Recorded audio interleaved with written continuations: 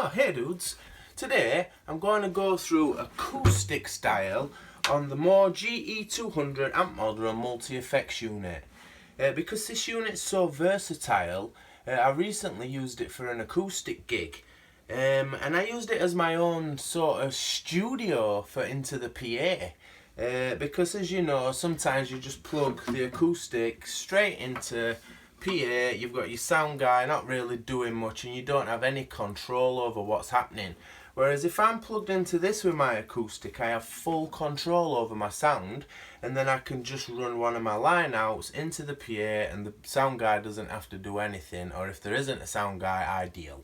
So I'm going to run through the settings that I use to get a really nice clean acoustic sound. Some of them seem quite odd, but the result is pretty good. So I'll show you the recording of it, so you can also use it as an acoustic studio too.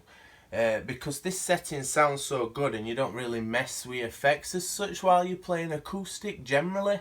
That this just works fantastically for that. So we'll start off, we've got our amp. Bizarrely, I went through all 55 amps, and number one, the US Fender Deluxe 1965 was the best one, which doesn't sound very logical for acoustic guitar, but I always go with my ears. I don't really care what it says. There's 3 acoustic amps built in, but I believe they are for making an electric guitar sound like an acoustic, so I just avoided that. I went with my ears as usual, and the number one sounded best.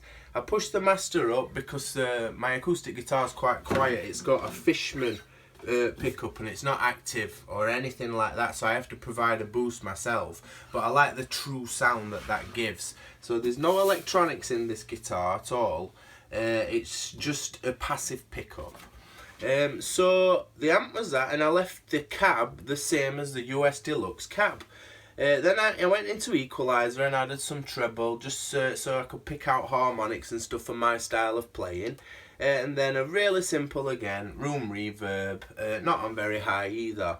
And then in compression I used a blue compressor and it just evened everything out, squashed it a bit, not as many highs and lows. And then so I'll give you a quick look at the chain, and then I'll give you an example of a playthrough so you can see how easily again you can take this straight into a PA and off you go, and you've got control over everything. The expression pedal set up as a volume pedal for acoustic, just so you can adjust that on the fly too. So we'll see how it goes. Thanks guys.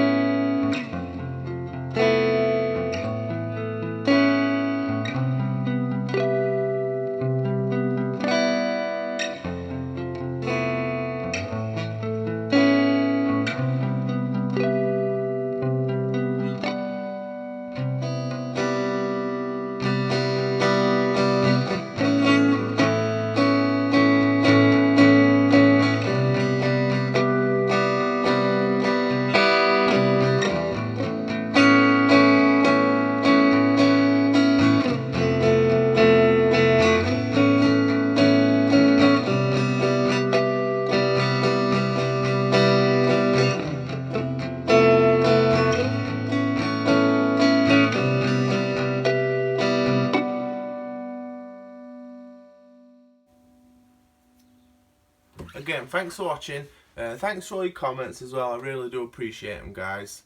See you again soon.